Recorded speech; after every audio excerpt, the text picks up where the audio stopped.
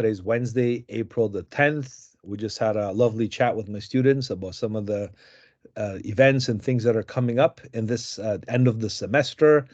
I'm very excited to invite you next Wednesday, same time as we have our night class, to watch our graduating cohort present their portfolios. It's going to be a portfolio night. We're doing this with all the creative departments. Even the web production techniques is doing something similar. So you can get an insight of some of the graduating students, what they've delivered for both semesters, similar to what you will be delivering when you get to that point in the summertime when you finish your second semester close to the fall. We're going to have the same showcase for you as well. Okay, so it's nice for you to join us. This got dropped to me just the other day, so it was last minute. At least I'm giving you a week's notice because does happen on a Wednesday at the same time we're doing the night class. I looked at our schedule and how our classes are progressing. We're definitely on time, if not ahead of schedule. Once I finished today's lesson, we've completed everything we had to do for this term, including the animation and stuff. I'm going to make sure I cover that today, this evening. And once that's done, next week will be our excursion field trip day. So I can't wait to meet you in person and to see you at the portfolio night at the North Campus. I'm going to post this on the actual Blackboard channel. I'm going to give you the address, and I'm sure you can look up North Campus. You don't have to be there. It's not mandatory, but it'll be nice to see you, and I'm sure you're going to find it exciting to see what other future prospects and students have done that are in the same program as you guys. Okay, so having said that, let me just get to the lesson now, and I can take up some more questions and answers after I'm done. All right, so here we go.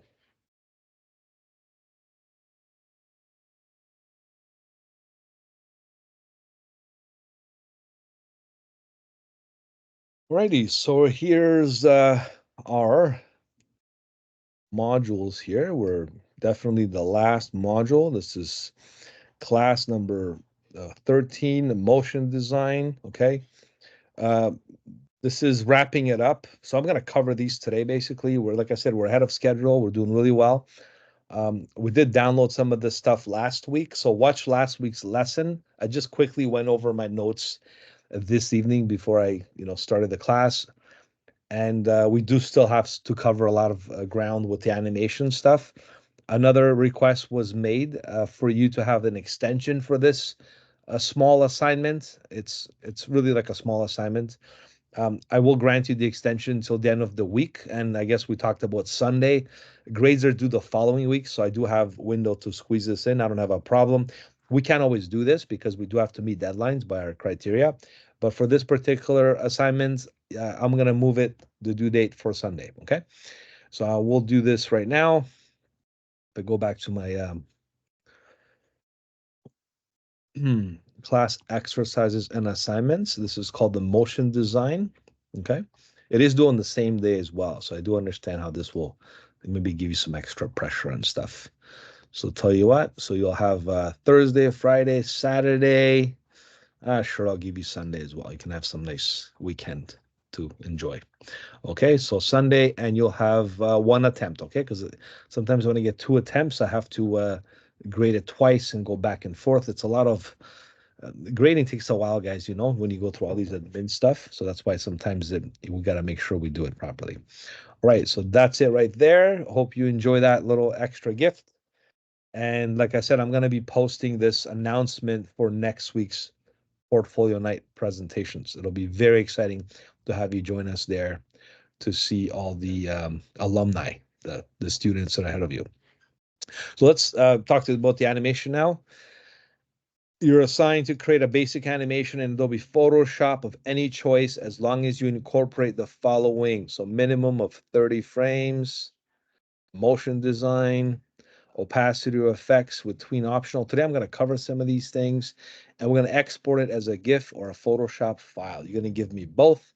One is for the web or social media, and one is for your work file, which you can edit and reproduce other animations. And I'm going to show you some very nice dynamic techniques on how to do that. Right? So we're going to definitely get into that right now. All right, I'm going to quickly just open up the folder where we left off last week.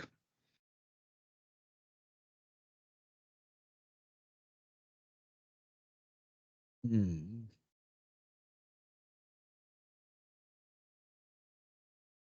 This was a very basic frame animation, right?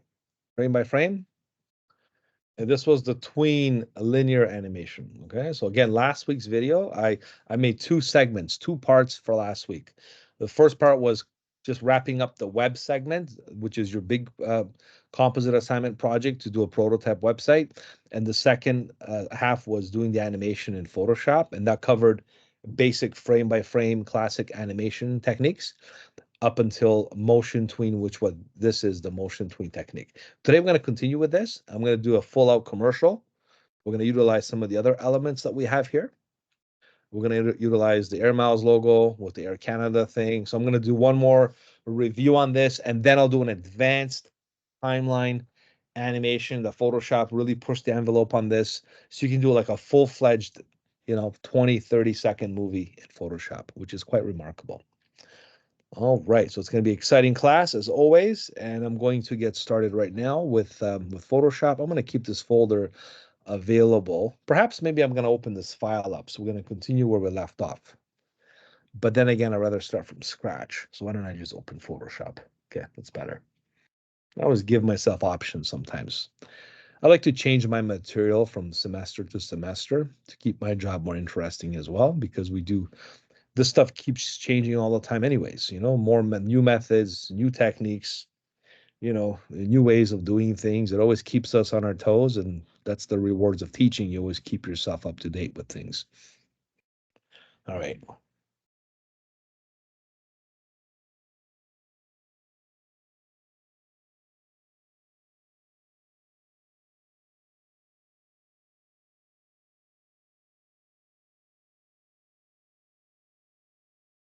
This is the Photoshop application splash banner. If you saw, a lot of the competition is done in on Behance.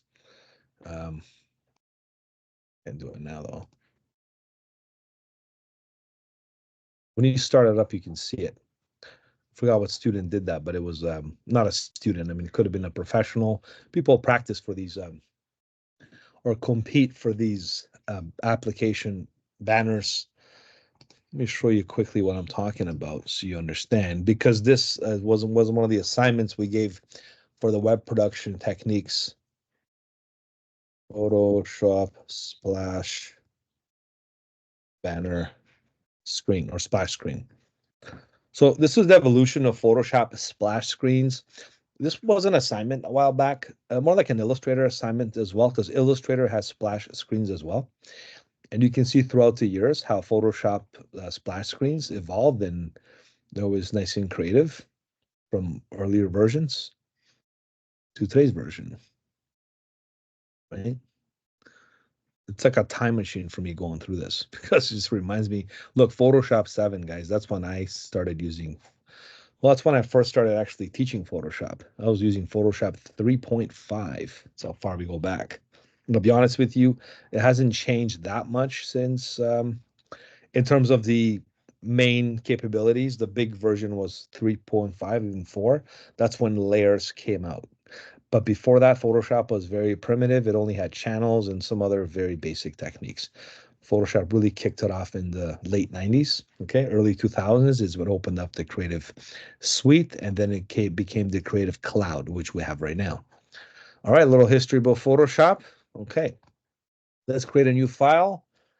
This will be an animation. You can make it any size based on the website parameters. I would like to keep it under 1,000 pixels. Maybe we're going to go with 800 here, 800 by 300 pixels. Okay, now I know I didn't specify a size. Perhaps I should, just to give you some better direction with this animation assignment. So maybe if I go to my, just want to make sure I have everything here done. I know it's a small assignment, but I want to give you, so you know what, I will put the size in here, just your,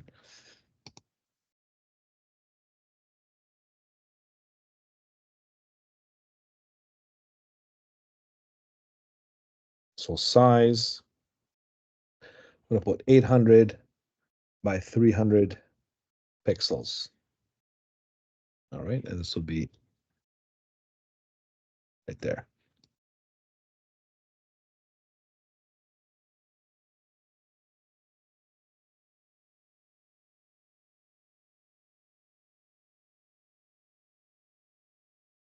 Whatever. Okay, I'll leave it there for now. My formatting options are limited, but this one I like how it sticks out. So this is the same size I'm going to include right here, 800 by 300. It's a nice, banner size for the top of the website to go in. I'm also going to show you how to insert it in a real web page scenario. This is like 100% view. Make it a little bigger, actually. No, this is good. You don't want to go too big because then it becomes, the GIFs become quite big in file size when you do resize them to other specs, but just so you can see web banner sizes, and you can see some of the more popular sizes on the internet. All right, and you can see how these are here. Look, 460, 860, 300, 600, right? These are more like for mobile, responsive designs. These are more classic designs. As you can see, there's a lot of sizes to choose from.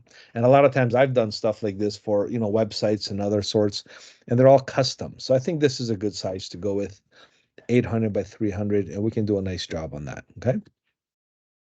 Okay, perfect. And even if you look at like email blasts, they're 640 in width. So if you have like an email blast promotion, like an email, I'll show you some of my promotions here. Open care. Let's see, right? See all these like email blasts that you get. They're all like 640 by 480 or 640 by whatever width you have. So if you put an animation in here, it'll be a nice width. It'll be wider. It'll be like 800 pixels. And these are some of the email blasts that we do. All right, so maybe we'll cover some of that next time. But for now, this is good. Okay, we're gonna bring in some of these elements. First, I'm gonna bring in the airplane. So I'm gonna go File, Place, Embedded. Folder here. I'll use the same folder as last week. That's gonna be the class number 12. This is class number 13. Like I said, next week is 14, but usually it's a presentation day and you're not doing presentations, so we're just gonna do a field trip instead. And we're going to bring in this Airbus here like we did last week. Okay, I'll press enter. The difference is this time we're going to make this animation happen again, but we're going to tell a story. The story will be like a promotional advertising campaign for Air Canada in conjunction with the Air Miles program. And I think they have another program now. Last time I flew Air Canada, I think we used Aeroplane Miles, and that's part of Air Canada, and they give you all kinds of perks and rewards with that. But we'll use Air Miles for now, not to get too technical. If you had a storyboard, let me show you how storyboards work. But it's because a lot of animation studios use storyboards. Without storyboards, you can't really create like an actual, um, an animation or a film segment or a movie segment. Every production involves some kind of a plan. Okay, so storyboard for commercials. Okay, just to show you, I've done a few of these before myself in the past. This is how they work, right? It's like telling a story in like a comic book strip. And this is what professionals do. They do a little story, like a storyboard, and then this is then converted into a movie sequence. All these things are done, whether you're doing a Disney commercial or you're doing a Disney animation or something like that. These are all storyboards. I remember a lot of my colleague friends went to like, OCAD and some of these other art colleges, and they had tons of these. They even had to do them by hand. Okay. The thing about these new programs that we're teaching now at various colleges, not just Humber, we skip this, hand drawing stuff, because don't forget, these are 3-year programs. And then they get their graphic design diploma, and then they, continue their education. But the first 2 years, all they do is draw stuff by hand, color theory, color concepts. It's like an art class. And then they get into the graphic design, traditional methods, and then they get into the digital stuff. So they'll only learn like Photoshop, Illustrator, InDesign like the 3rd year. They don't even touch a computer up until then.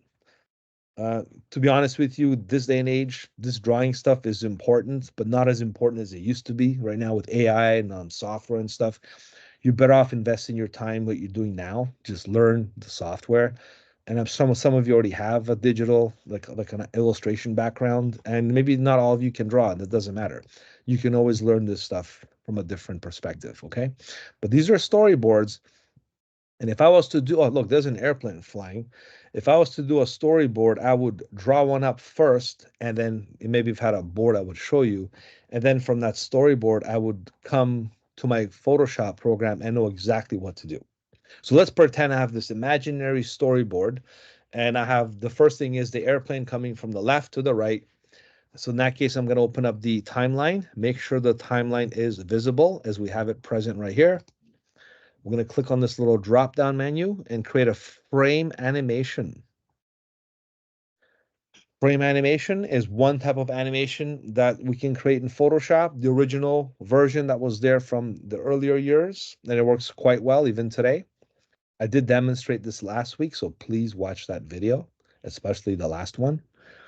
I'm just going to review it again now. The reason is because I want to show you some other techniques with this, not just the airplane flying, but more than one layer, which is what you might want to do for your assignment that I just extended it until Sunday. Okay, so giving extensions, you do a good job. And that's not this Sunday, the following Sunday. So you have like a week and a half for this. And I know you have other projects, so that's fine.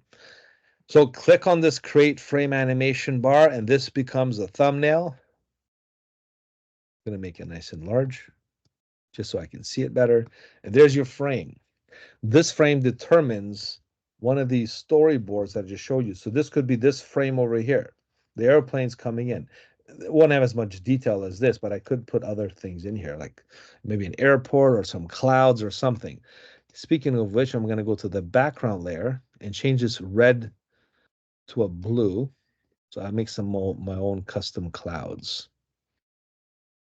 So there I have blue and white, which means if I go to filter or render clouds, I will render clouds. And this is a random filter. So if you do it again, it's always going to give you random clouds. Perfect. Okay, we have the clouds, we have the airplane. Frame one, the airplane comes here. Frame number two, the airplane goes from, well, let's duplicate the frame down here. So we make frame two. And frame two, we go from A to B. Now, last week, I went frame by frame. Remember, I made like 20 frames and I kept moving this up here. I'm not going to do that again. Watch last week's video. The second segment video was me doing this, but today I'm going to continue on with it. So it's going to go from here to there. You see? As soon as I do that, I'm going to hold Shift, select both of these frames, click on this little tween button, and this will tween, which the term stands for in between. In between the frame, tweens the frames in between, and this covers all these different parameters. All the layers that are selected, that are available. In this case, they're not selected. The parameters are position. In this case, all we have is position because the airplane is going to travel from point A to point B. That's positioning. Opacity, I'm going to show you that next. Effects, that's going to come as well. So I'm going to cover all these three parameters with this example. Okay, so let's click OK. How many frames are we going to add? The more frames we add, the smoother the animation. If we just put 5 frames, it'll be very choppy and quick. So I'm going to make it nice and lengthy. Perhaps I'm going to give it 14 frames. 14 plus the 2 here, I'll have 16 total. And let's go ahead and look at that, 16. So if I press play now, the airplane's going to go quite fast from left to right very quickly. Okay, it's going to be a fast ad. Remember, it's 30 seconds, so it's going to be nice and quick. Okay, so and I could have made it more or less. That's fine, right?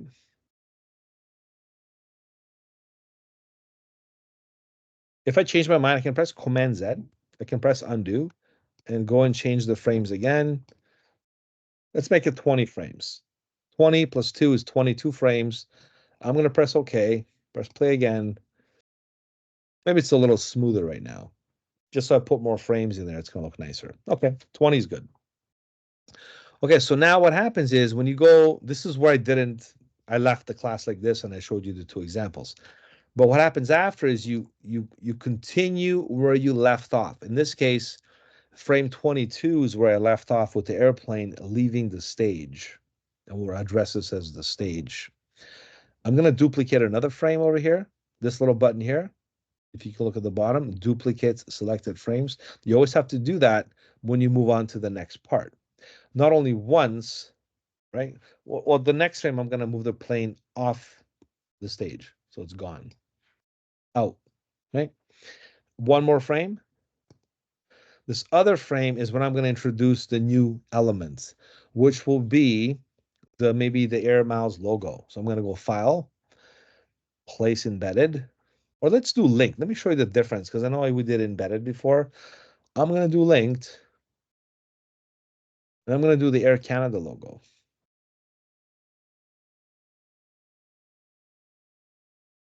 Like that. Now, is this logo just going to like show up, or is it going to smoothly fade in? If it smoothly fades in, then I'll have to use the opacity animation parameter. For that to happen, I got to have the logo positioned the way I do. I'm going to change the opacity down to 0. See, 30, 20, 10. 0 means like 0, of course. So it's like 0% opacity. Then I'm going to duplicate the frame like I did with the airplane earlier. So now I have a copy of this frame. Now I'm at 25. And in that frame, I'm going to click on the logo and increase the opacity back to 100. 100. Now think about this for a second. Here I have the logo at 0% opacity at frame 24. At frame 25, I have the logo at 100% opacity. And yes, you guessed it. That's exactly what I'm going to do. Select the last two frames. I'm going to go to this tween button and tween the difference of the two frames. 20 is a little too much for this because we're not moving an airplane across the screen. So I think for this, I think maybe if I do like 8 or 10, it might be nice and smooth. Let's go with 10. 10 is going to be nice and smooth. Maybe 8. 8 plus 2 is 10. Remember, you got to count the 2 that are selected plus the 8 frames in between. And now what I'm doing is the opacity parameter. Notice how I just leave these on because I don't know what I'm going to do. I'm just going with the flow here. But if I have a storyboard, likely I'm going to exploit position, opacity, and now I'm going to do the effects. Okay. So the effects are going to be the last thing I'm going to show you. Now I'm doing opacity, which you saw from 0 to 100. If I press the OK button, that's exactly what's going to happen. Let's press play and see how this unveils. There we go. Looks like a real commercial. Airplane comes in, logo, a little fast, but that's okay. We're still working on it. Right?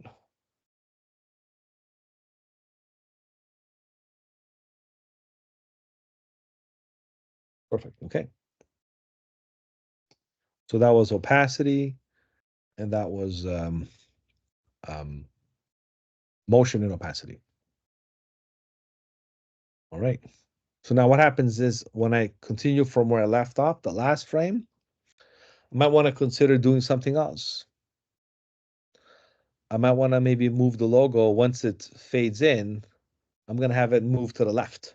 So for that to happen, I'm going to duplicate another frame and another one. I like to do sometimes twice, just to give it more stationary presence. So now I'm going to have 33. Notice how these frames here, the logo fades in up until 33, 34, 35. The logo starts exiting to the left because the airplane went right. The logo is going to go to the left. If I had a storyboard in front of me, I'm going to have all these drawings done with arrows and boxes to demonstrate these movements, which work quite well in this scenario. So I'm going to have this logo go from here all the way exiting to the left. And if that was to happen, I'll select the last two frames again. I'm going to hit this tween button. I wish there was a shortcut, but there isn't. And I'm going to give this 12 frames just because I'm doing like an average analysis here. I did 20 for the airplane moving across, 8 for the fade, 12 would be the halfway point to the center left. I'm just kind of gauging it with my own assumptions here. And this will again cover position. So I did position and opacity so far. I press play. Airplane comes in, logo fades in, logo zooms out. Airplane comes in, logo fades in, logo zooms out. All right.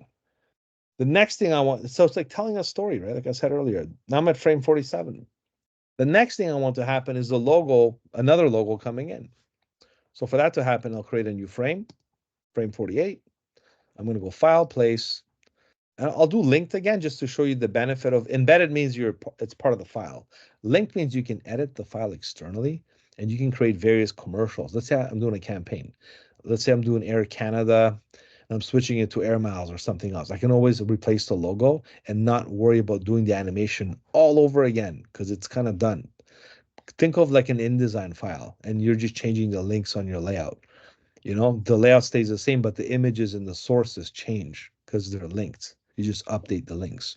So I'm going to go ahead and show you that. So place linked. I'm going to use the Air Miles logo, make it a tad smaller. Okay. This one's going to drop from the sky. Like literally, it's going to go from here, right there. Okay. I'm going to duplicate this frame as well. Whoops, frame 49. Actually, 48 is going to go up here. 49, and I'll do another one like 50. It's going to drop down here. So I'm going to tween now. I'm going to tween 49 to 50. Okay, so I'm going to select both of those frames, hit the tween button. I'm going to do 8 frames. 8 plus 2 is 10. Okay, and this one's going to be again position because it's going to drop. It's going to go like this. It's going to go airplane, logo fade, move, Air Miles logo drops. Okay, lots of moving parts here. I'll stop it right there. So 58 is where this drops. And then we'll introduce the last parameter, which is the glow. We're gonna have the logo like start to glow and stuff. So I'm gonna double click on this. Be careful. Remember that we did this like week 3 or 4 or something with the layer styles. Double click here. Well, wherever the layer resides, you can double click. Alternatively, you can always go here and produce one of these effects. Let's say I want to do like a glow, outer glow. I can do it this way. See, it opens this up anyways. Or you can just double click. Same thing happens, right? So go here. In this case, I think the outer glow is going to work quite well. A nice glow at the outside edge. I'm going to perhaps make it like a brighter color, like a nice ghosty white color. I'm going to have the opacity a little less. I'm going to have the spread and the size basically kind of focus on these areas here. The opacity should be a little more, just to make it a little more, maybe like 50, right? So you can definitely see the glow occur, but I'm going to intensify it as in an animated fashion in the next frame. So for now, I'm just going to leave this alone. We'll do a 50, 1832, whatever, whatever you see fit here. The main thing is we have the effects applied on this last frame, which is frame 58. So when this thing drops, the logo glowing thing will start. So from frame 58, I'm going to create a duplicate frame, which is 59. So 59 will be double click on the outer glow again, intensify the effect, click on the tab, make sure it's selected.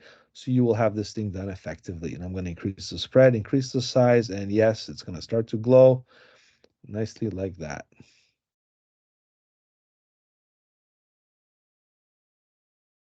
Right? So from this to this, I'm going to definitely animate that. You see this a lot in movies and titles and icons and things just like shine right in front of you, like that ghost effect. So I'm going to do these two. So I'm going to select the last 2 frames, and this will conclude this example. Okay, so I'm going to jump on to the next one after. Have these 2 selected, go back to this tween. Look, this stuff is repetitive. Once you do it once and twice, it's easy, but it's also easy to mess it up if you haven't done it before. So I do understand.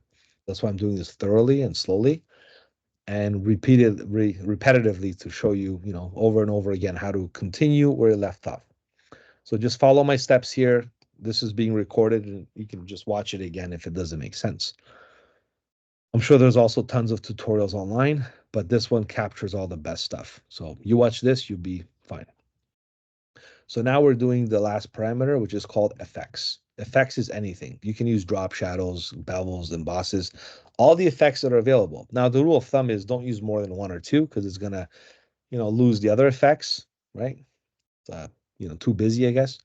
Stick with the basics and you should do just fine. So effects, I just did position. I did opacity with the Air Miles logo, so with the Air Canada logo. And now I'm doing effects and position with the Air Miles logo. Okay. How many frames am I going to add? I'm going to do 10. Nice and easy. Maybe 11, just to keep even numbers. 11 plus 59, right? Press OK. And then I'm going to pause this because this might be like the end of the commercial.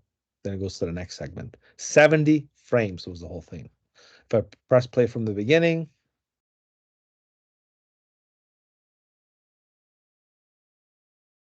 a little fast maybe. Maybe I'll do some pausing right now. Okay. Not bad overall. I think it's pretty good. Let's just go back here. So the airplane comes in. Maybe I'll pause the airplane in the middle so people can take a look at the Airbus. Perhaps I'll pause the airplane like right here in mid-flight. I'm going to do a delay of 1 second. 1 second pause. It'll keep playing.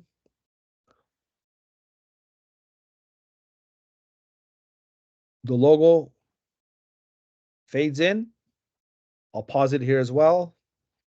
Maybe 2 seconds. So the airplane pauses 1 second.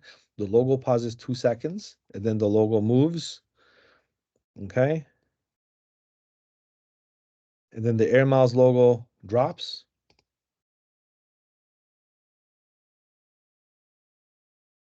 And I'll pause this also for 2 seconds.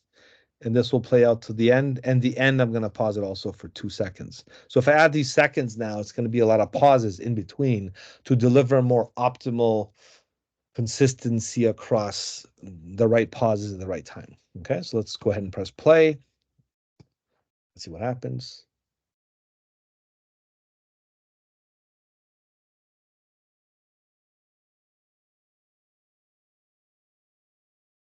Not bad. I think the pauses are too long. So I'm just going to cut it quicker. Instead of 2 seconds, I'll make it 1 second. So I'm going to make this 1 second. And I'm going to make this also 1 second. So it's going to be a little faster now. The end can stay 2 seconds because it is like the end, right? That's fine. All in all, this is now final. I mean, I'm sure if I invest more time and I did a storyboard and all these other cool things, you'll see how this will become a pretty neat commercial. Like stuff you see on the internet, like even television, I see these linear graphic commercials. You don't always see like live video. You see like moving elements, like motion design stuff, which works quite well. I'll be frank with you and honest with you. Look, Photoshop is not going to replace the most modern technology for motion design. Like After Effects is like way more capable to do this. But honestly, for simple animations for web, Photoshop really does a good job. Okay.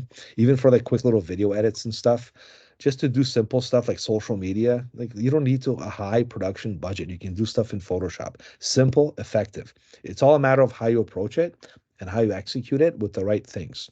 Okay. So here we go. Little pause, keep going. Air Canada logo, pause, move to the left, pause, glow, stop. There's a commercial. 10-second commercial. If I did the right count, not bad. Okay, so there we go. Now we're going to save this as a Photoshop file here. We'll save it as an actual ad that we did all in Photoshop right from scratch. We'll call this Air Canada commercial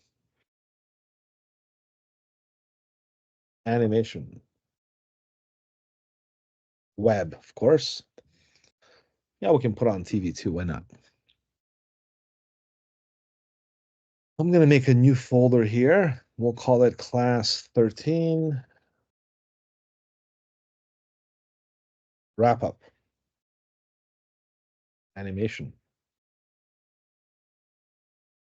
And we'll save this as a Photoshop file. Reason is if I close this file accidentally, I can always go back, recap, and open it again.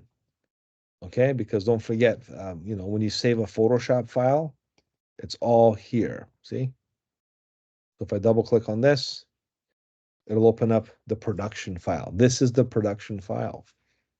Everything that you see here is, if in case this timeline disappears on you and you see, oh no, what happened to my file?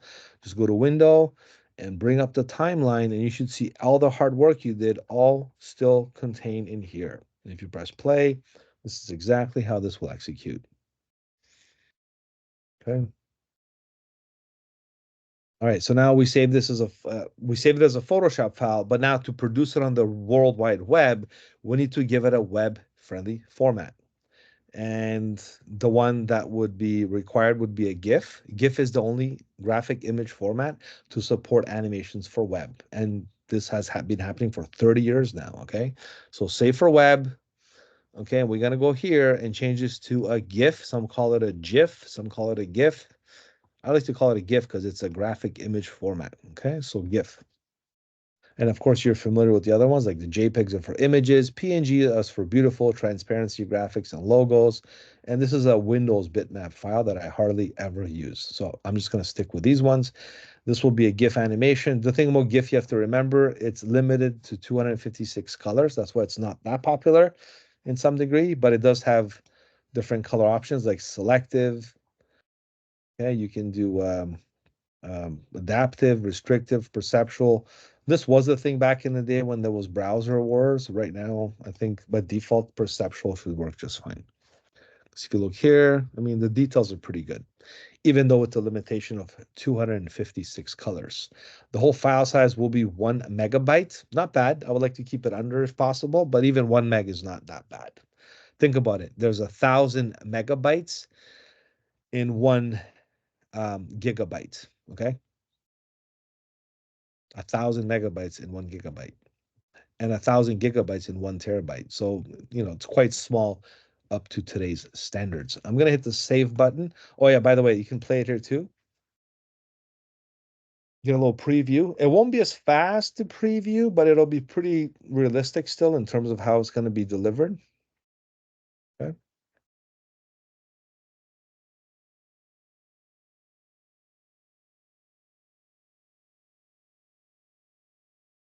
All right.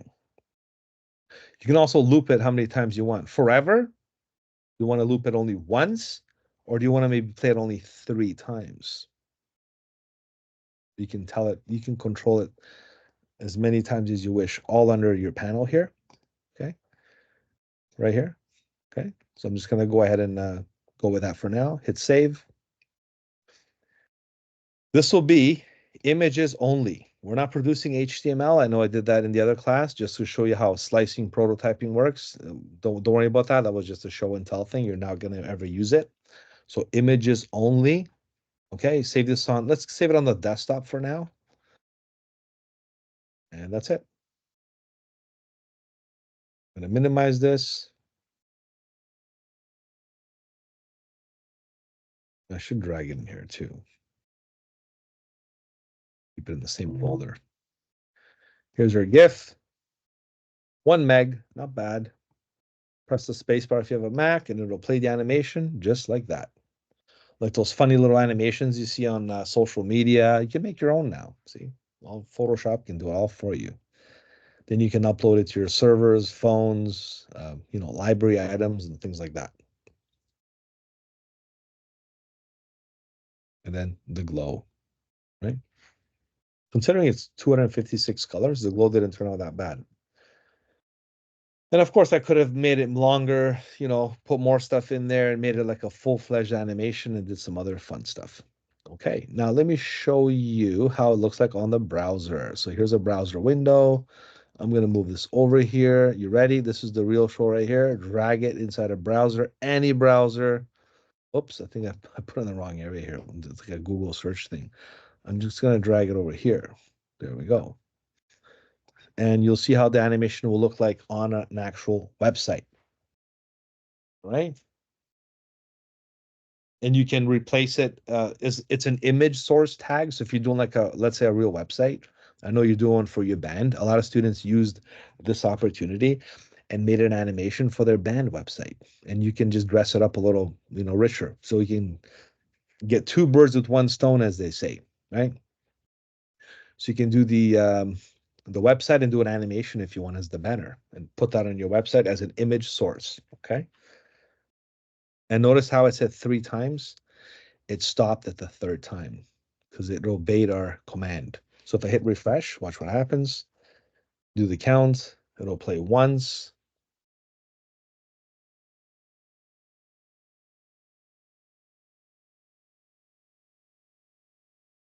This is the second time. And if you want to change that, you can go back to Photoshop and republish or re-optimize the GIF and tell it to do it maybe once or as many times as you want. This is the last time. After this, it should freeze at the end because that's the end of the commercial. And stop right there. There we go. So very nice way to control this in Photoshop and execute these graphics on all levels. And what better time than now to have this skill set? Because look at social media. It's like booming right now with the TikToks and Facebooks and Instagrams. You can create this stuff. You can do so many things for so many different purposes. And Photoshop is the right tool, right? Because Illustrator can't do animations, okay? And these other programs you're learning. Now, if you want to get into the more advanced stuff, then you would learn After Effects, and that's like we call that Photoshop on steroids because it just does use that much more power and robust engineering with more advanced features. All right, now let's do another kind of setup with this because you're wondering, okay, what's up with that link thing that you demonstrated?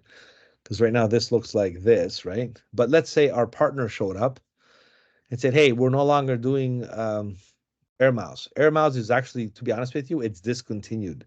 There's no more Air Miles in Air Canada. Okay. So guess what? There's a new partner. And the new partner right now is Aeroplan. Aeroplan is Air Canada. This is the new Aeroplan logo. So we'll have to replace this with the new thing. You can also collect Air Miles with Shell. Basically, you can convert another logo if you want.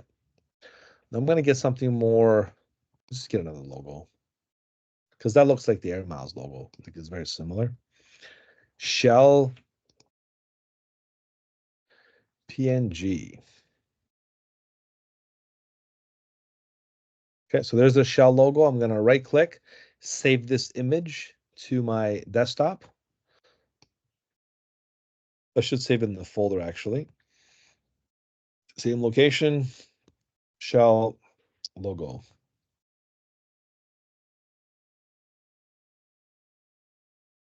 I always put an underscore just to avoid the space stuff when it comes to the nomenclature and the prefix. So this is the Shell logo. Is it really transparent? I think it just has the checkers in there. Let's check it out. Let's open it with Photoshop, right? Let's see it here. Oh, it's an index file. Be careful. Some of these index files are not transparent. Let me show you what I mean. If you drag them in here, gotta be careful when I do these things. Anyways, you can edit index files. You can try to do this, delete. Well, actually, let you. You can't make layers. Like I can't go Command J. I can't do nothing because it's an index file. Sometimes when you get stuff off the internet, the mode is called index color, which is limited to 256, like a GIF, and it's basically indexed for web purposes. To unlock this, and this is a really good trick. I'm glad actually this happened so you can learn something really important. Is you got to convert it to RGB color mode. Only then you're able to utilize this index color. Okay. So now you can go ahead and just unlock it and do all kinds of cool things. Now this logo is a little cut off. I'm not a big fan of it. Yeah, it's like a little cut off. So let me just get another one here. Don't save.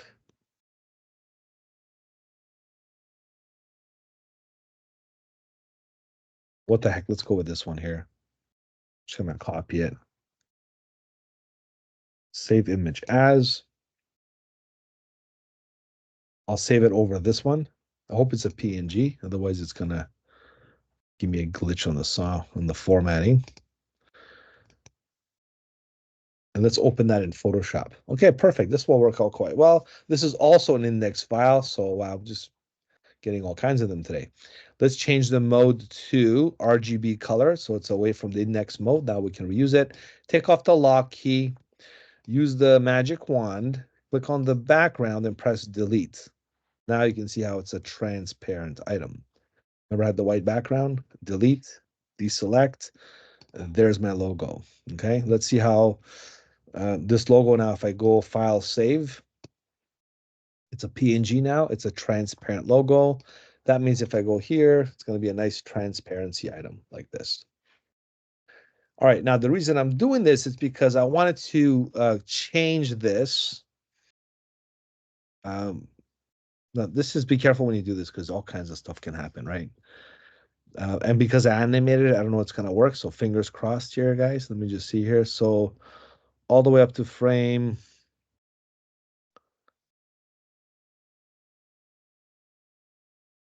This one, this frame over here. When the auto glow and stuff came up. This is the air. This is the Air Miles logo. So I'm selecting all these frames. I don't think you have to select them, but I'm just being cautious. I'm gonna double click on this link. This link, if I double click, remember I went to file, place linked. This is also linked. I did it on purpose because if I double click on this, it opens up the logo as a separate file. Just in case I want to run a different campaign with a different sponsor and a different logo. Now I'm able to do this. I'm going to drag Shell into our Canada, just like that. Oh, wow. The size is quite smaller here. Nonetheless, let's just, for the sake of demonstrating that. Okay, I think that'll work okay because I resized it anyways. Now watch this. I'm going to delete the Air Miles logo, leave the Shell logo, right? If I go back, right? It doesn't know yet what's going on until I hit Command S.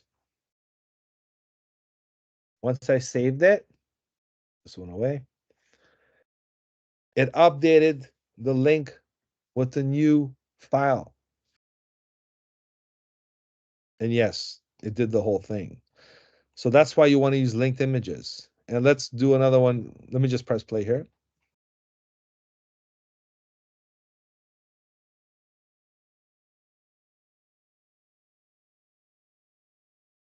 Right, now we're doing a Shell commercial, right? Let's do another logo swap, okay? Let's do the Air Canada logo. Now we're doing a different airline. We're doing WestJet. Just so I'll show you how flexible these things are, right? WestJet logo. PNG.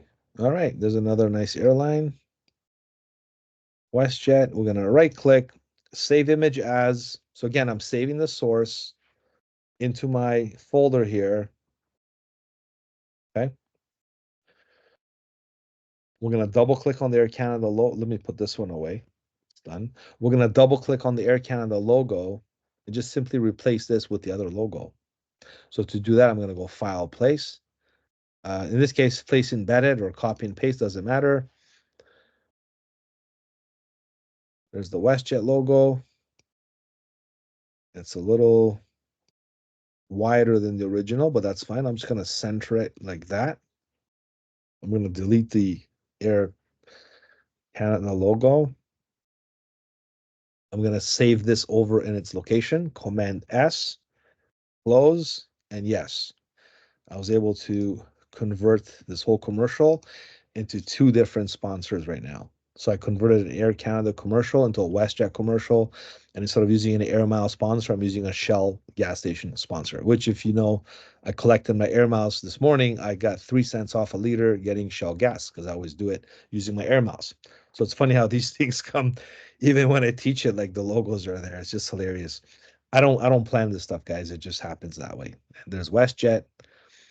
All right, there's the shell with the glow, and there you go. So now if I go ahead and I'm gonna save this as another version just to show you how animation 2, so it's another copy of it. And then I'm going to export it again for web, and we'll export this as version 2. So if you're running like a campaign of ads, which a lot of advertising companies do, they do like 3 or 4 or 5 different ads. Usually they go by threes. And then you have a different, variations of it, right? So I'm going to go ahead and play 3 times as well. Same deal, same thing, hit save. And that's going to be saved in the same folder as the other one. All right. So now, from start to finish, we produce 2 different adverts. Not just your typical ads. These are exciting ones. They're motion design ads. And this retains because I saved it as a GIF. So it kept the original logos, right? Because it was already published for web as a GIF. So this was the first one we did. And this plays 3 times and stuff, right? So now let's go ahead and play the second one. And the second one will have the replacement items, and it'll just be like that. Okay. What's cool about this is you can do one template or one design, and you can just alter the sources and produce different commercials. All right.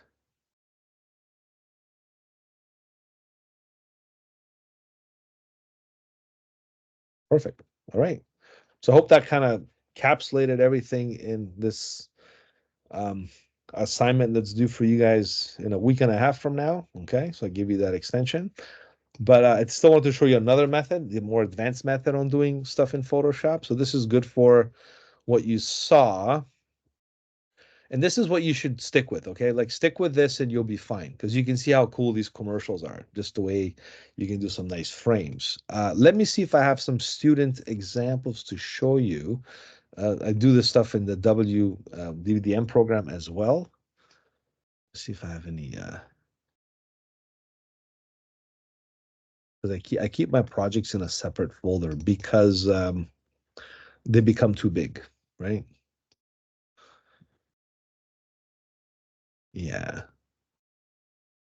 Tell you what, I'm gonna probably dip into my other folder and find some examples to show you. Okay, that's in my UX class. Yeah, I'll post them out. I do want to show you some student examples as well. And again, just to show you some stuff, right? Let me finish doing this second method, and then I'll wrap it up with the examples. How does that sound? Okay, I'll show you some examples before we wrap it up today and do our next bit.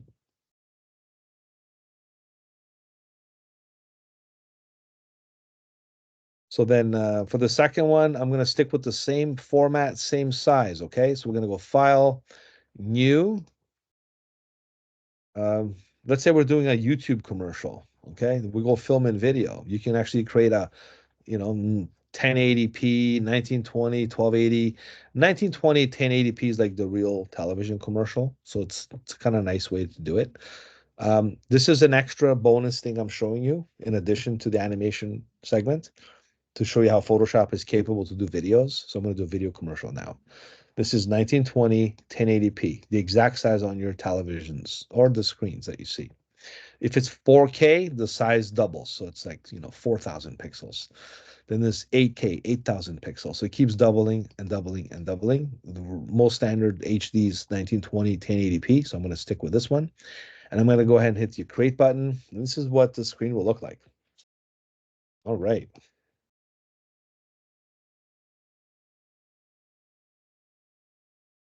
So for this one, um, because I'm gonna put on YouTube or whatever just to produce something. I do need a storyboard as well. I do need some stuff to do. So what I'm gonna do here is place perhaps I don't know if you've seen those wallpapers. When you watch YouTube, some calm music and you see like a fireplace and some windows and some other stuff in the background. So I do have some sources to use for that. Let me just show you what we've done earlier here.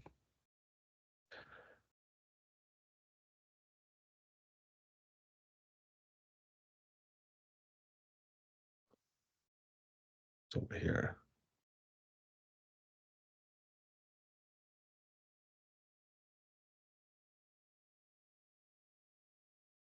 I think it's in this folder. The way video. Okay, here it is. All right, so here's a picture generated by AI. It was a picture of a fireplace that looks like this. Okay. What I did was we took out the background. See these windows? They were cleaned out. Okay. So the picture looked like this. Okay. And we just took out the windows. Taking out the windows meant like that. So in Photoshop, we use the selection method and we took the windows right out. Okay. Then we have a video that we downloaded from YouTube called Wind Storm. Okay. Right. Pretty cold, eh? We don't want to jinx the weather now. It's been nice today. So let's not do that anymore. It's a little shaky, the video, but you get the idea, right? So what happens is now let's open this image in Photoshop. Okay, let's go open it here. And you can see how this image has been cleaned up and I deleted the background. I don't want to waste time doing that, so I already prepped the file for us just to show you what it looked like before. This was the original image. So from this, we opened the windows by deleting those segments. And then we adjust the size. So the size for this will be 2520 is too big, right?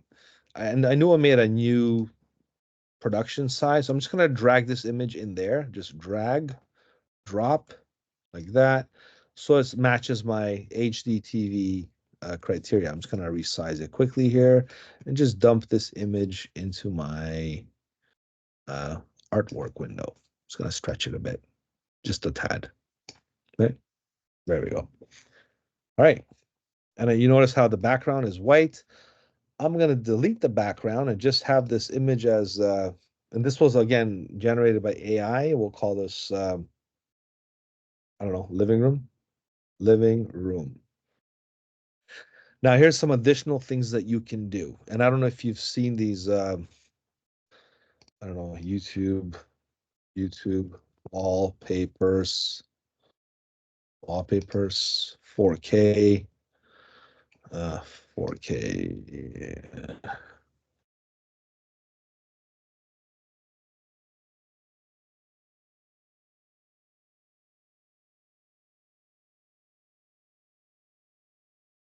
Well, some of them are like cinematic drone footage. Some of them are fireplace,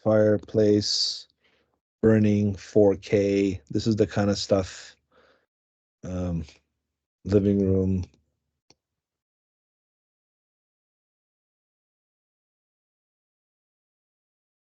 All right, stuff like this, right? Right. Now they use a different software for this. It could be like a nice 3D software for the background. But Photoshop can do really well as long as you get a good video. And the fire was also generated separately as well. So this is the stuff that you see on the internet. And they'll play this gentle rain music and you just fall asleep. And people love this kind of stuff. So yes, we're gonna make that right now. We're gonna use Photoshop. Okay. I don't have the best sources. I'll be honest with you. The fire is going to be a little difficult. I got to use like another program to render the fire, but I'm just going to skip the fire for now and just do, maybe I'll try to attempt it. I don't know. I'll see how it goes. Let's just get the main background to work and then we'll kind of generate something like that. Okay. This is where I'm going with this. So for that to happen, we got to make this not a frame animation, but we got to do what's called a video timeline. If you create a video timeline, it's going to convert this. You got to click on it to acknowledge it into like a 5-second timeline sequence. Photoshop now is entering a new dimension. It's doing the video editing timeline dimension. And this is like any typical video software has the same capability. This is measured in time is measured across in a horizontal fashion, and time is measured vertically because it takes up space. Sorry, I meant space. So space to time. If I press play right now, you're just going to see the picture and nothing else for 5 seconds. Now you do a 5-second loop and then you keep looping it over and over again. In YouTube, you can extend it for hours, but that's something you have to cut and paste and extend and a lot of tricks on that end. I'm not going to get to that point. I'm not here to do a YouTube presentation, although this will be a YouTube video, ironically. I'm going to show you how to do a quick wallpaper and a YouTube setting using Photoshop's video editing capabilities. If you want alternatively to do this for your assignment, you can. This is also cool. I just started doing this recently, so it's kind of like a new thing. So if your choice is to do this over the other animation, you can do this if you want. You just have to go get a picture of a living room, cut out the windows like I did, make sure you match it to this parameter here, 1920, 1080p, just stretch the image, fit it in, and just drop a video in the background. And if you want to make the fireplace move on top, you can. So maybe it's the same amount of work. I don't know. You figure it out. So the option is you can do similar to the Air Canada thing, but pick your own theme. Don't just do the Air Canada. Do something else, okay? Do your own little design. Or you can do this video integration in Photoshop. Okay. All right, so let's get to it. Here's the living room. Here's the timeline. This is how we set it up, as I demonstrated earlier. I'm just going to drag this and move it down just because I want to see the window here like that. I like to keep it in perspective. And this I can close. So here I have the window, the timeline, and now I'm going to go to File. Okay. You can go, well, I don't know if, I guess Place will work. Place Embedded might work. We can also do this little plus thing here works as well. Let me just try either one to show you here. Um, import, oh yeah, import video frames to layers, also images from device. Let's go to place linked. Let me see how this will play out.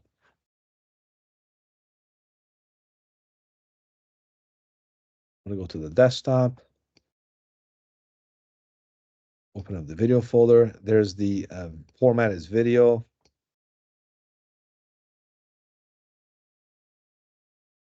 Oh no, the playhead was here. That means it's gonna throw it on this side. I didn't want that. I should have moved this playhead to the beginning. So be careful when you do this. I'm gonna cancel. Okay. This playhead should be at the, this is like the playhead. When you play this plays, right? Move this to the left all the way. So it's at the beginning. Okay. So it's going to be placed at the beginning of the video. No big deal. I can always move it later. I just don't want to do it the wrong way. Okay. And I'm going to move these little mountains, I call them, this way. So it gives myself a lot of space. The video is going to be long. Okay. So I'm going to make this like zoomed out so I can see more of my timeline this way. See this? It's like a zoom feature in your timeline. I'm going to drag it to the left so I have ample amount of space for my video. Now let's try it again. Import linked or place linked. Back to the video we go. And let's let it happen. Oh, okay. Press enter. All right, it plays. Video's playing. Now, I could have also used this little plus button and did it that way. And then put the video, whichever way you want to do it. But make sure when you press the plus button, you do the same thing. Go to the left and hit the plus button on a separate layer, okay? But the way I did it works just as fine. Okay, here's the thing now. We're going to move the video here.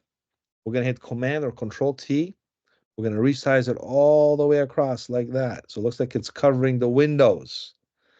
And we're going to move it all the way down. Well, first let's edit the video because we don't want it to start because it's like fades in from black to the snow. So we're going to start the video and it moves, eh? Has a like button. Okay, tell you what, the video is going to go from here. So from this one, this is where the video is going to start. So in that case, I'm going to go right to the left end of the, I don't know if you can see the timeline here. I'm just going to contract this all the way here. So this, basically I'm editing the video. I'm telling it to start from here. By moving the playhead, the video is going to start from this point onward. So it's going to start from here. And it's probably going to end over here because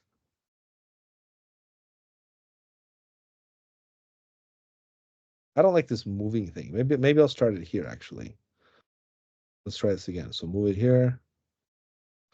From here to before the like button shows up, right? Right, somewhere around there, I'm going to end it. So I'm going to end it, move it all the way to the left. So that's a long video. Oh, wow. It's a lot of storm there, guys. That's a huge video. Look at this thing. Wow. Okay, let's go all the way to the end. Are you kidding me or what?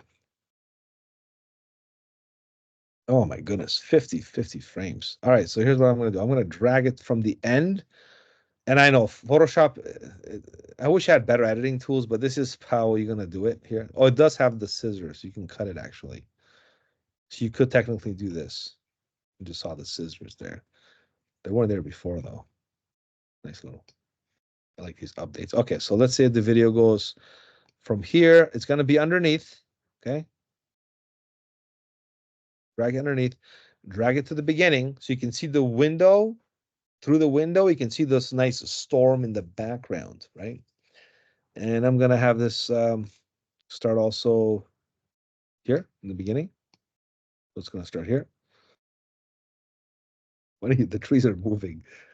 Um, I don't like the trees to move like that. So I'm going to move this a little further in. Don't like this. Okay, here we go.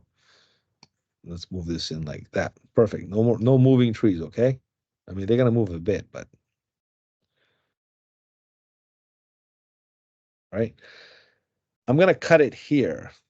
These scissors will cut the video. See, it just cut the segment. So I can just delete this one and keep this one. So I'm going to move this all the way here.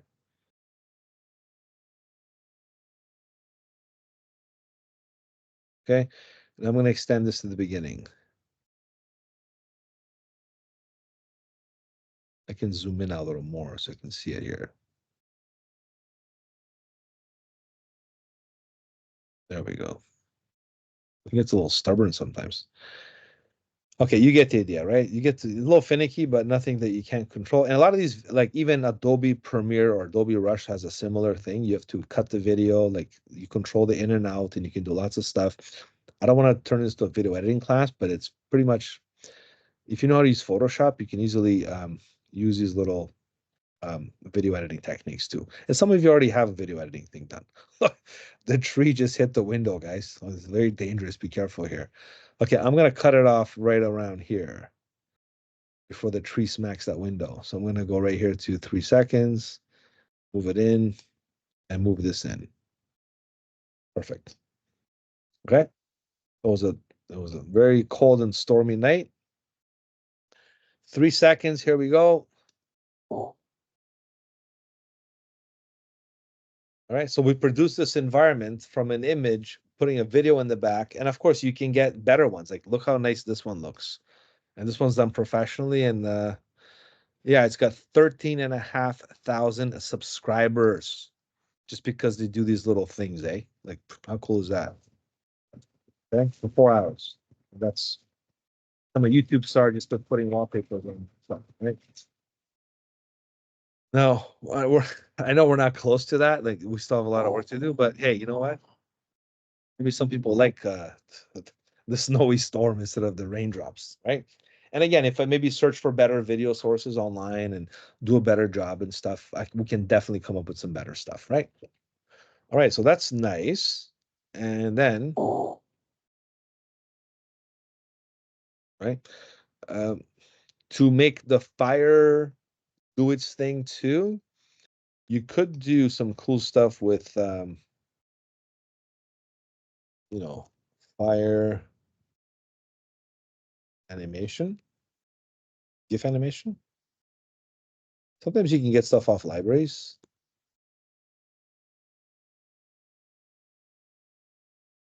Oh, would you look at that? Oh, that was all these websites and stuff. Let's go to images. Yeah, this will definitely look cheap. That's not gonna look realistic at all.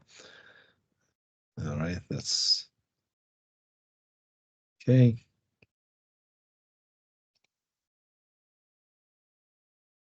All right, let's try it.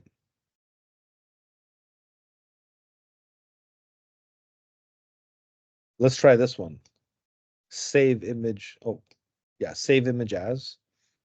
Okay, we'll save it in our folder on the desktop to our, call it Wave Video. Wave is a cool software that I was able to download stuff from YouTube because it's you can do it without these ads and stuff. So I'm gonna call this animated fire.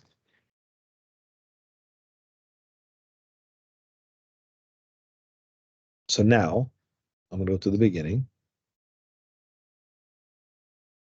You know what? If I want to make this longer, I could too. I mean, I could pick a different segment, but whatever. We can play with the sequence after. The trick is you go to the beginning, okay? You go to File.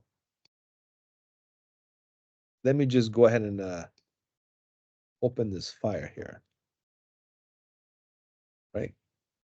If I double click, you should see the GIF open in different frames in case you want to wonder, hey, how did they make this GIF? Well, look,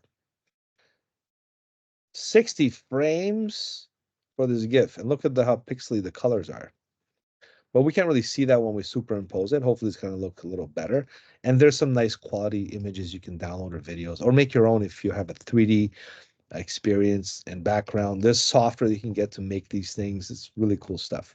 I'm sure if you invest a little time in research, you can really come up with your own resources. Okay, let's go ahead and get this thing to work now. So here we are. Okay, right?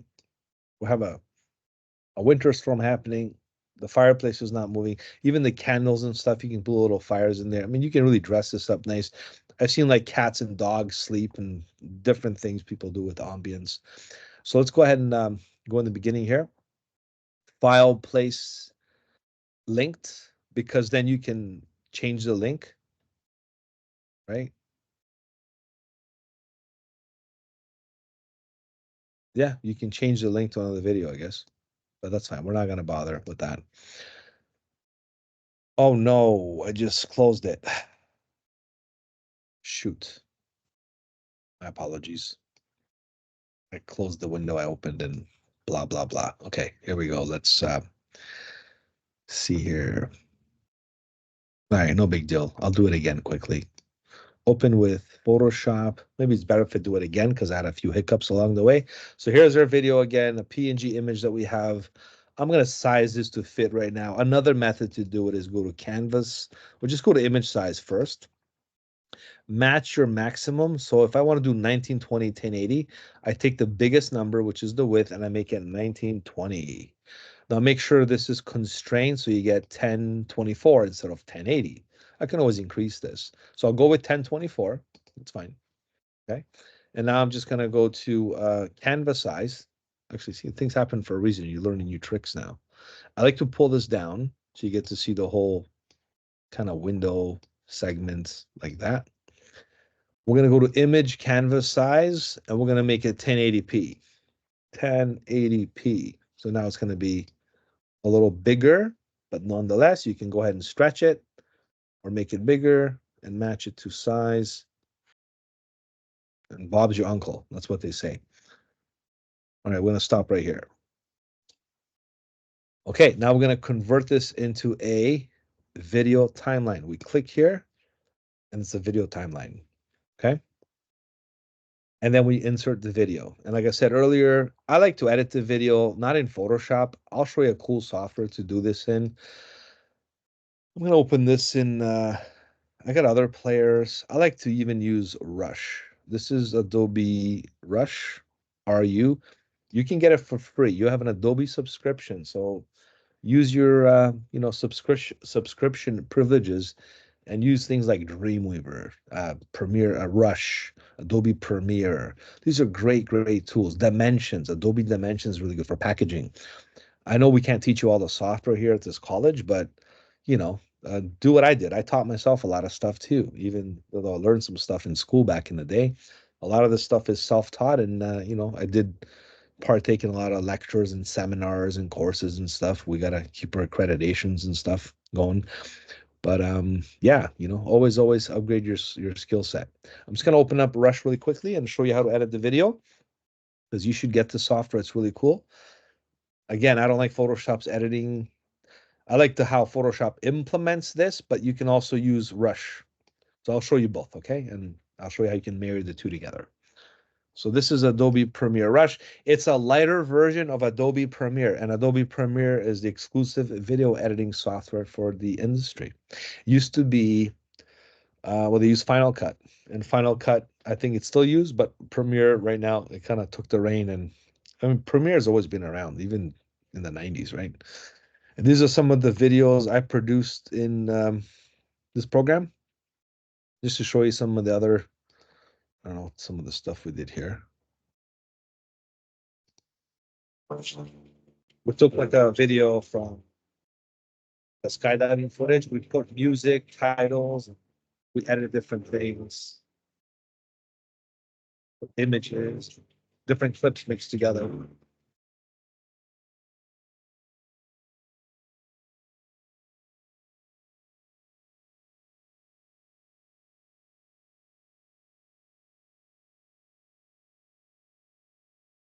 Yeah, so it's a nice little tool. Very easy. You can watch a quick tutorial on this and learn it. It's not a big deal. So yeah, I mean, I can go ahead and create a new project right now. Okay, basically, go to the desktop, open up the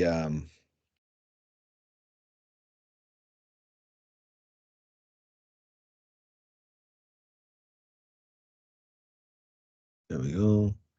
Way video. There's the wind sound. I'm just gonna create a new project quickly for that. What this allows me to do is to edit it quicker. Even iMovie, you can edit it. I mean, I could have opened up iMovie and did this even faster. But I like this tool because you can really edit the video this way. Okay, so you can kind of see where it's editing, right? It's a big video, so just be patient here.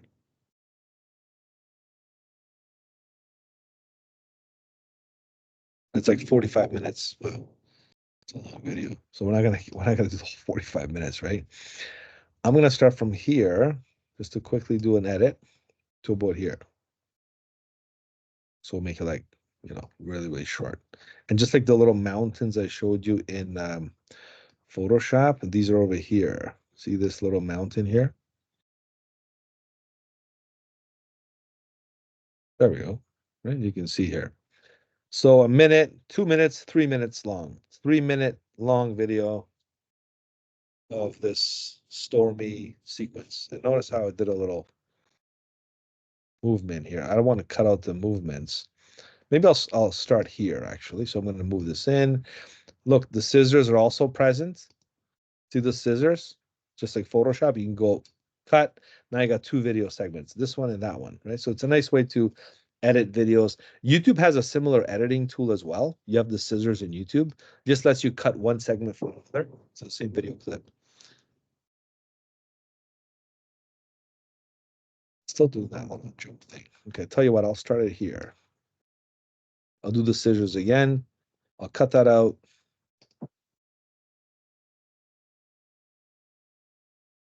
I guess the tree, the tree's moving again. Oh no. Let's stop it there. Let's do it one more time. Let's go right there. Let's try to play it again. Since we're here, might as well get it right.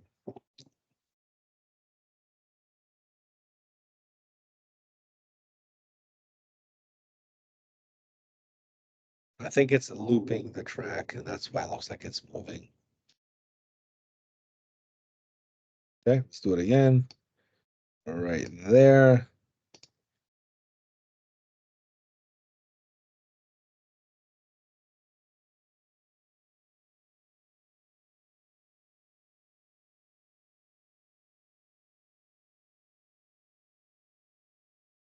So let's say you want to make it 2 minutes, and you know what? That's fine. Let the tree move. I'll just, like I said, get a better picture if you want, more like an editing thing. I'm gonna cut it here. Delete this part. So it's like about a minute and 1 second. You can even control the duration and the time. But I'm gonna stick with this one here.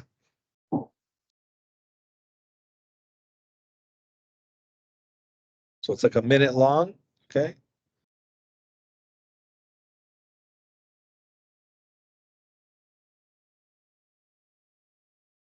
And it keeps looping back.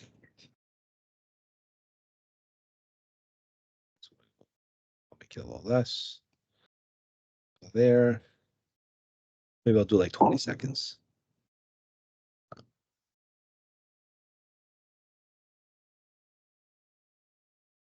Okay, so like 8 seconds.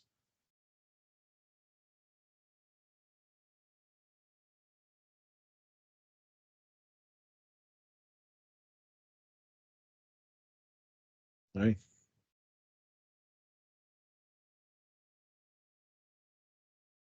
All right, regardless, okay? You can edit this here, okay? 42 seconds, that's fine. I'll make it 30 just to keep it 30 seconds, okay? So 30 seconds.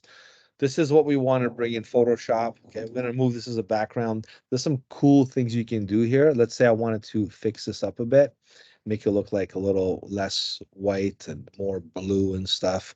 Do some more effects here. These are preset effects you can do, all in here, built in. You can do some other editing features which are really, really cool. So maybe I will do the brightly. I'll do the brightly effect. Okay. So I'll make it brightly. Let that render. All right, and now I'm ready to export this into Photoshop. So quickly, I'm gonna hit the share button on the top right corner. I'm gonna call it Stormy Vid. I'm gonna go to my desktop here, save it into my wave folder that I made. Okay, choose that folder, and this will be 720p. That's fine. I can make it 180p. Okay. Stereo channel. You can take out the audio and put your own audio. I'm gonna make it high quality. Okay. 73 megs, that's fine. And this will be saved into my desktop, like I said. Okay, choose. All right. Let's hit the export button, and this will be an MP4 file, which is pretty good.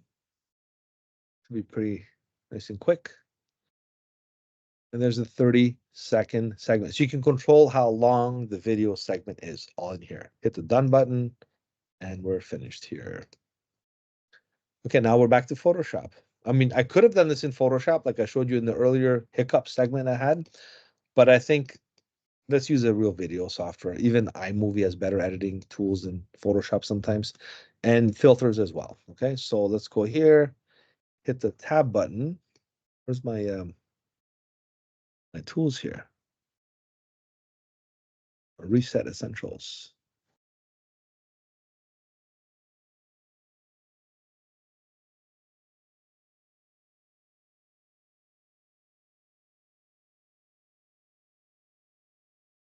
Okay, looks like I have to restart Photoshop again. It's acting weird on me here.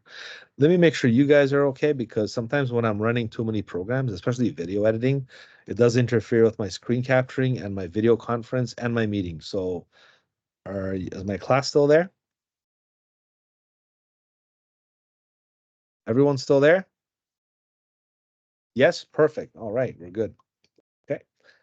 So pardon my back and forth here, but we're doing well. I'm just gonna quickly open this video now and we're good to go. All right, so let's go ahead and now we have this old video, right? We made this new video. And I prefer, see how it looks brighter, nicer, and cleaner, because we use a different program that does video editing. Photoshop can put things together, but it's not your best video editor and animator. There's other tools that do the job. But the fact that Photoshop can do all this, it's pretty incredible.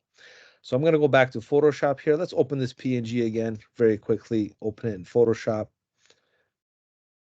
Let's hope my application will act like normal now.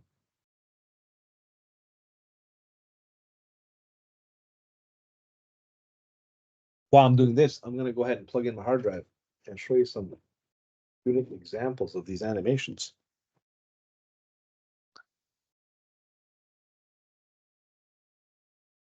Okay, let's resize this to our video specs. Do that by image. You can make a new document like I did earlier, make it 1920 1080p, or just go to image size and convert the dimensions this way. So I'm going to go, 1920 and make this 1080, but you can't make this 1080 without distorting the proportions. So just stretch it in canvas size. But if it's a small amount like this and it's a texture, I can easily break the rules right now and just type in 1080 pixels. No one's going to be the wiser or see the difference. Don't do this, okay? Try not to. If it's like a pixel or two, that's fine, 10 maybe, but don't do it if it's like 100 pixels. It's gonna distort the image. But now if I did that, look at my size, 1920 1080p. Nice way to resample it. And we want to do this quicker. You don't want to waste too much more time. So let's go ahead and do window timeline. This is where the video is going to go. Okay. We're going to convert this to a video timeline.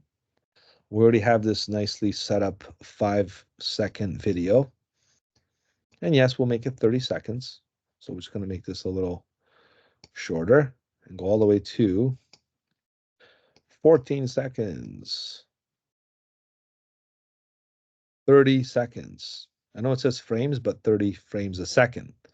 Because when you watch television, it's 30 frames a second. So it's 30 seconds. We're going to make this duration 30 seconds. All right. There's a layer. We'll call this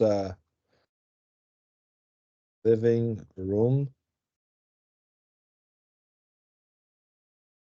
Let's bring in the other elements. Let's bring the fire first. So I'm going to go place. Make sure the playhead is at the beginning, right? Place embedded. I'm going to embed it. I'm not going to link it now, just to keep it together. Here's the fireplace GIF. Press enter. Move it on top of this fire here.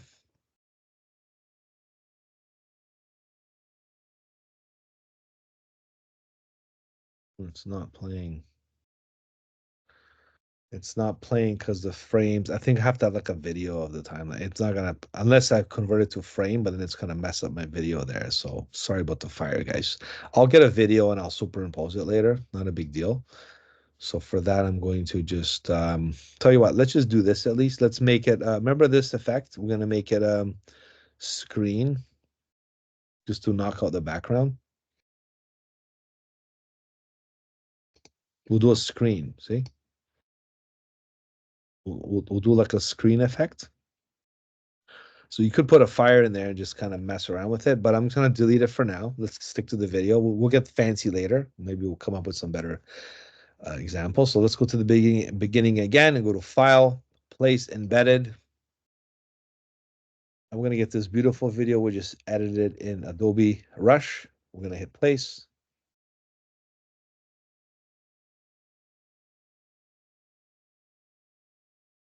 There it is. Now the trick is to hit Enter and move it behind the layer of the living room. So I'm just going to move this up a little bit here. Just drag it underneath like that. So now it's in the back. If I play the video, oh, look, it's almost 30 seconds. I'm just going to extend this over as well. So it pairs up nicely at 30 seconds span. All right. I'm going to save this before it crashes again or I do something accidental. We're going to call this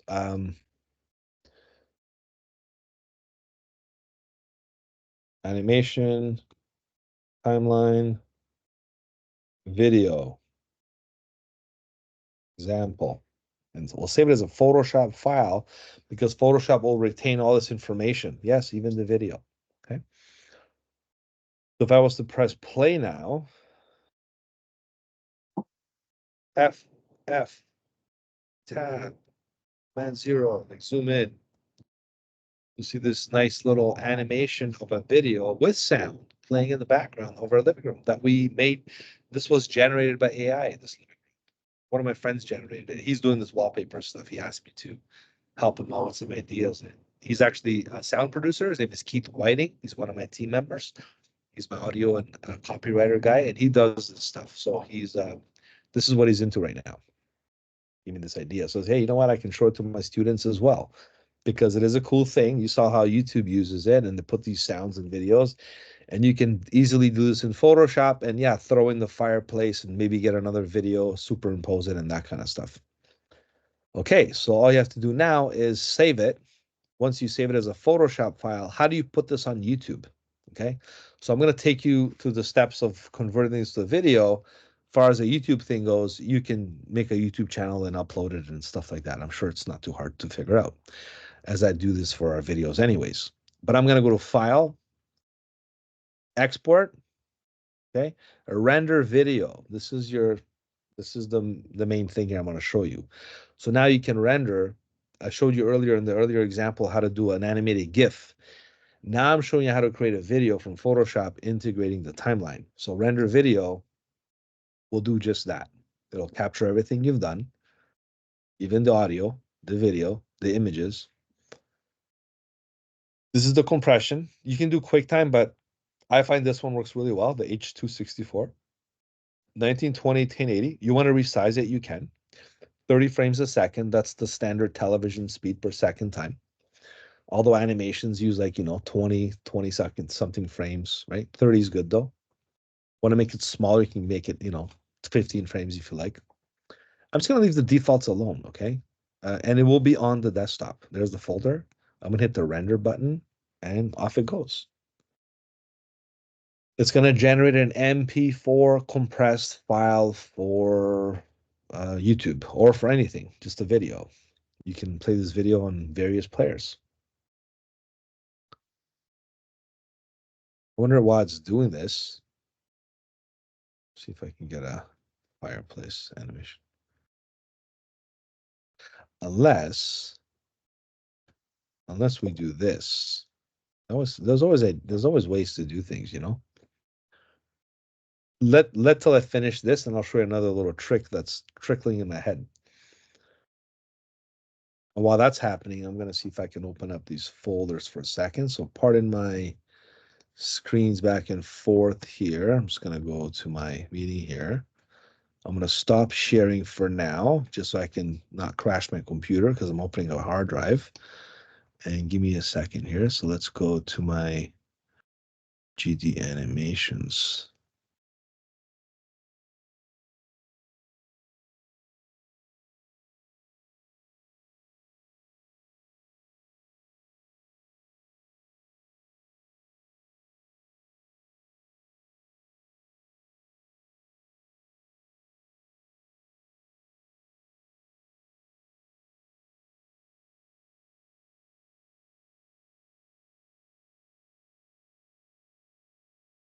Fine, I'll show you this. Yeah, I found the folder here. Okay, so let me just go back here for a second. All right, let's go back to the share screen.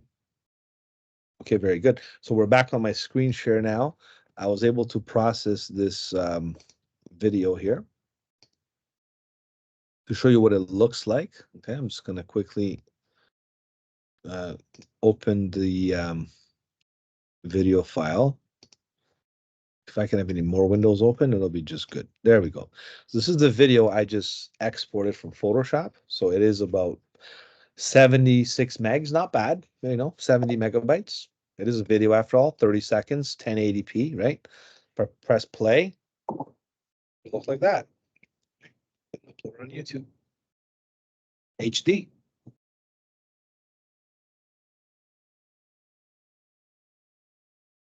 Right? A little scary, eh? All right, now I thought of a little video because you got to get fire. The fire's got to move. It doesn't look realistic if the fire doesn't move. It's bothering me, right? So what I'm going to do is this. I'm going to try to open the GIF that I got because you can get a video fire online. I'm actually sure I can type in green screen fire on YouTube and I'll get something and I can download that. But I want to go ahead and open the GIF and convert it into a video. So that'll be a nice little trick I'm going to show you. So I'm going to open up this GIF in Photoshop. And look what happens. Photoshop converts the frames. Okay. So this is now a fire that Photoshop's playing as a GIF. Perfect. Okay. So I'm going to go ahead and go to File, Export. Okay. Render video. See? I'm going to export the fire as an MP4 file. I'm going to go ahead and do that on the desktop. Render. So Photoshop's my main conversion tool as well. I'm going to close it down. Don't save it. Now back to my production I go. Okay, we'll go back to the beginning of the timeline. I'm going to go to File, Place, maybe we'll do Embedded. You can do Linked as well, but Embedded works just fine. And I'm going to go to the desktop now and bring my fire on top of my video.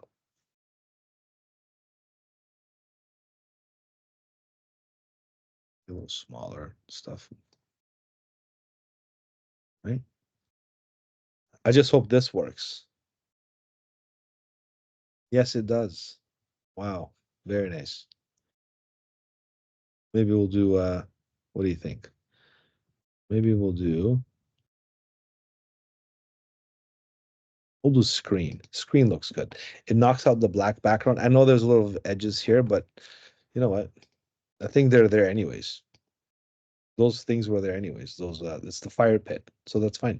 If I press play now, the fire should play, right? And can I extend the fire all the way? No, because it's done. It's done playing. But what I could do is right click and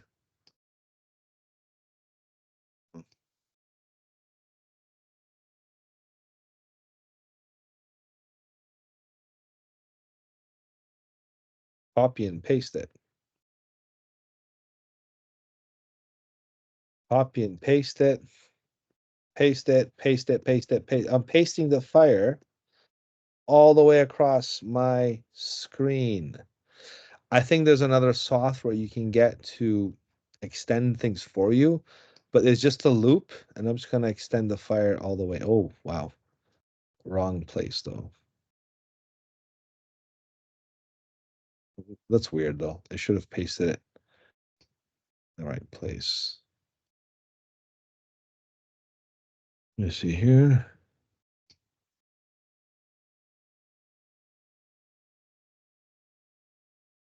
Right. Oh, nice. Okay. Let's hope it moved everywhere.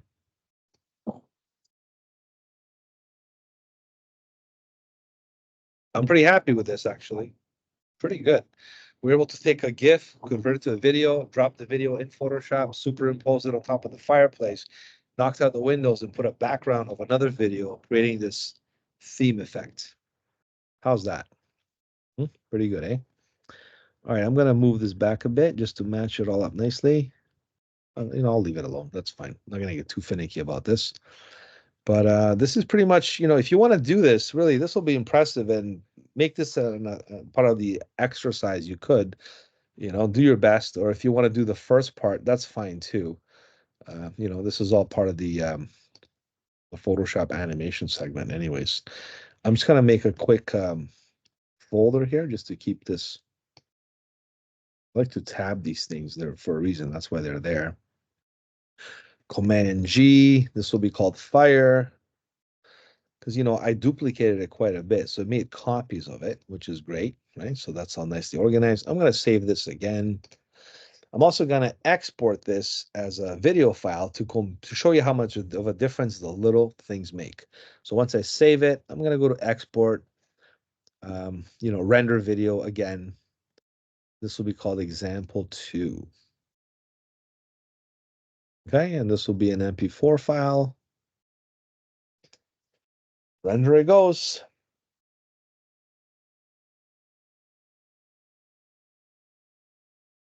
And I did find some samples to show you from some previous semesters, just a few, just to give you an idea. But honestly, I didn't teach them this stuff. I'm teaching you really cool, neat things, and they just know how to do the air miles airplane thing. I really wanted to show you some extra stuff, and this is why I went as far as I did, showing you some of the video techniques. Because these days videos are important and they're pretty popular. And if you know how to wield Photoshop with video together and for web, I mean, we do a web production course showing them all these different things. I mean, you're going to have that much more leverage than other people doing different cool things. So be it. It's taking it a little longer because I think it's because I duplicated the fire over and over again. My computer's not even plugged in, so I should maybe plug it in so it doesn't crash on me. I'll do that right now.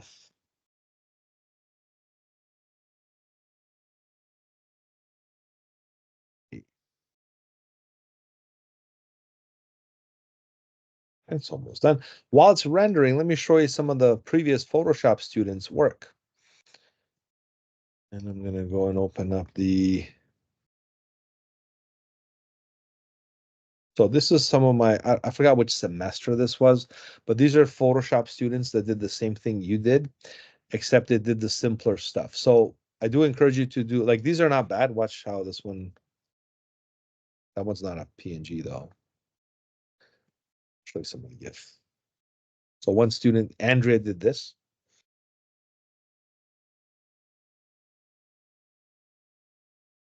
Okay, she did a very simple little, like a glowing effect thing. Pretty cool, pretty abstract. Okay. Some of them are Photoshop files. Okay, there's another student. Somebody did that.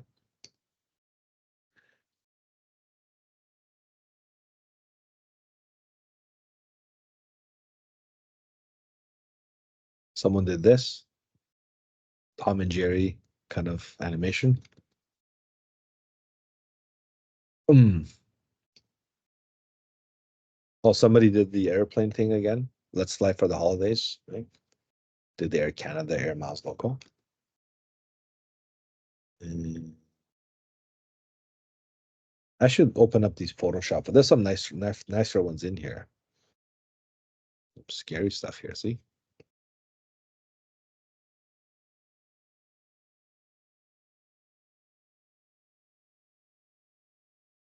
All right. And then there's this one here.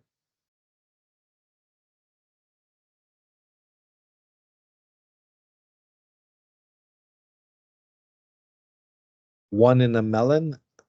Brie Mine. Brie's the cheese company, and instead of Be Mine, they put Brie Mine for the cheese. Right? Then we have this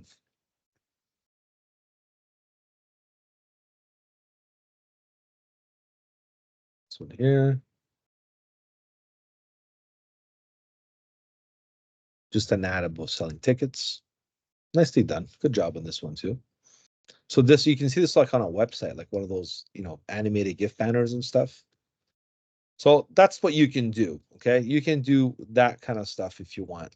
But honestly, with this new stuff I'm showing you, if you can squeeze it in, it'll be that much more rewarding. And it's really cool. If you can do a wallpaper, you'll get the full perfect percent. Okay, guaranteed. There we go. All right, let's go ahead and close this one down. It's already saved. Let's see our new production. So here, this is the previous one. Okay. Fire just looks like it's just sitting there. Totally looks fake, right?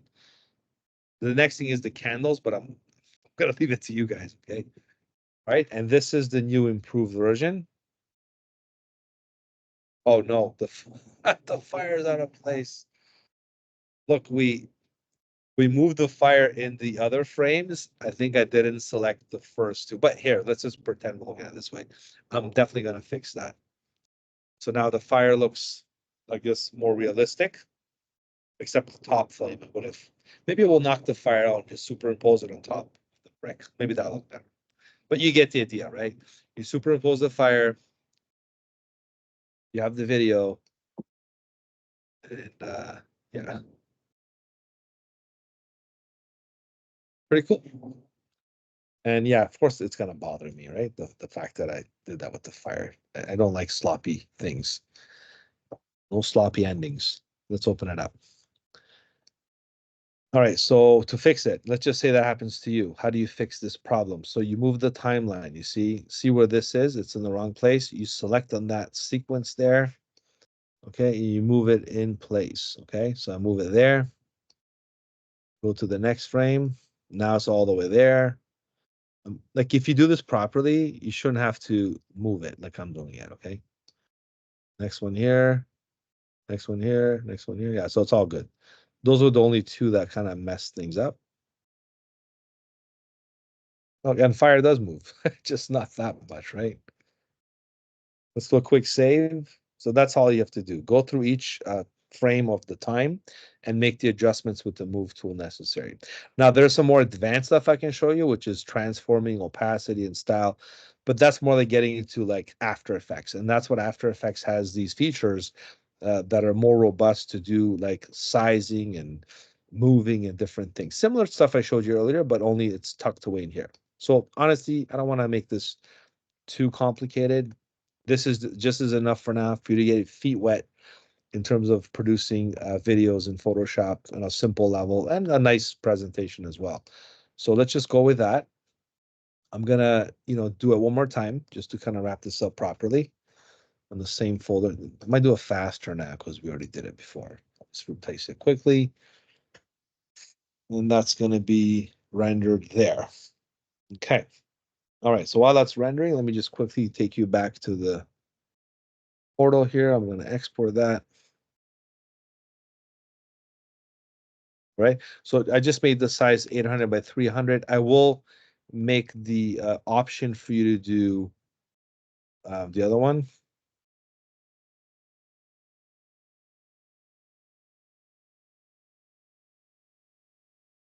Alter.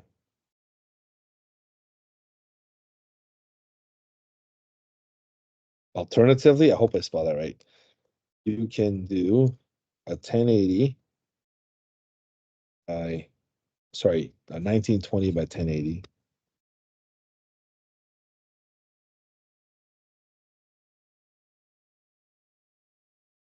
1920 by 1080 pixel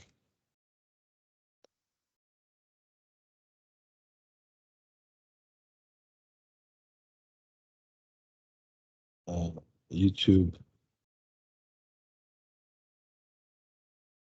wallpaper with realistic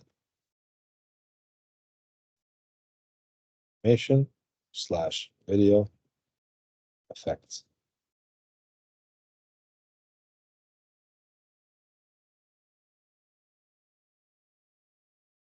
Watch the video, learn all this. All right. So basically all the stuff is here in your criteria. So you can either do this. I'm going to put this here.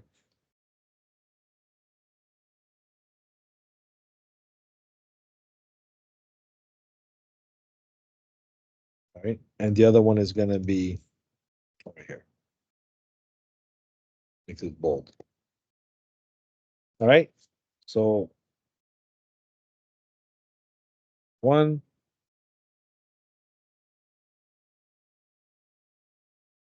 or 2. Okay. 1 or 2. I like 2 better. I'm not gonna lie to you. I like 2 better. It's gonna be nice. And honestly, if you do 2, I'll be impressed. So I'm pushing you guys to do the 2. So having said that, I'm gonna wrap it up now slowly. I'm gonna make that post announcement thing for next week. Okay, so this is technically our last class. There's no presentations next week. We covered everything that we're supposed to do. All it is just a matter of taking some time off till next semester. I will be more than happy to see you for the next class. I do believe I have you for the UX UI. It's one of my other favorite things to teach.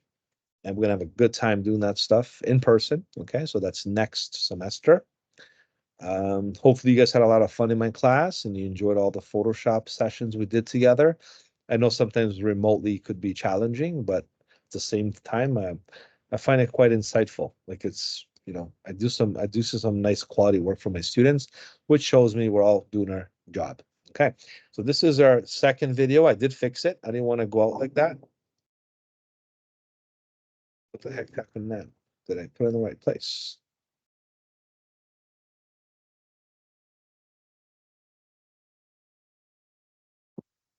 Ah, I saved over the first one. That's fine. Fire dropped for a bit, as you can see. All right, we'll leave it at that for now. All right, so there, I'm gonna leave it to you to do a better job than me. Okay, how's that? Maybe we'll make the lights flicker and stuff. These little things. All right, so I think this is good. A good 30-second segment if you want to make the 30-second commercial. Even 10 seconds, 20 seconds, that's good. I'll leave it up to you. All right, so that's the alternative delivery to the assignment. Now that I gave you the extension, it's due you know 21st of April. So you'll have a week and a half. So you should be able to pull that off. All right. So like I said, I'll make the announcement, keep an eye out for it, and I'll see you hopefully next week. If you guys can show up, that'll be great. Next Wednesday, it starts, I believe, at 7 p.m. or 6:30 p.m. I can't remember the exact time, but it's in the evening, same time that we do our class. And it'll be a nice way for you to show up and see the bigger campus and meet some other students and check out their work and do all kinds of nice activities there. It's gonna be an hour and a half, very short. Maybe 2 hours just hanging out and stuff. It'll be nice. And yeah, it'll be a good experience. We hardly get to do this, We always do the classroom thing, but it's always good to do the presentation thing as well because it's important. All right, so having said that, I'm gonna wrap it up here. So it's been fun having you guys for all these lessons. Okay, so good luck going forward, and I will see you hopefully next week. If not, I'll see you next semester. Okay, so bye for now, and have yourself a great break if I don't see you. All right, and that stops the recording. Sorry, the sharing stops the sharing. There's the video. Again, bye for now. Good luck, everybody. I'll see you guys in the next semester. Thank you. Thank you. Good night. Thank you.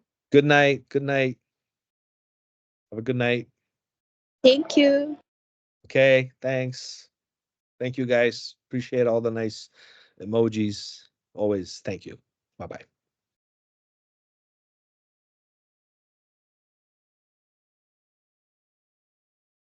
Thank you.